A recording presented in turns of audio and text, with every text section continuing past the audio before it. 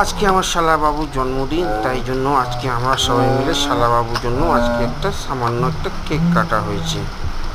কেকটা সবার কেমন লাগলো দেখে বলো তো। Red velvet cake.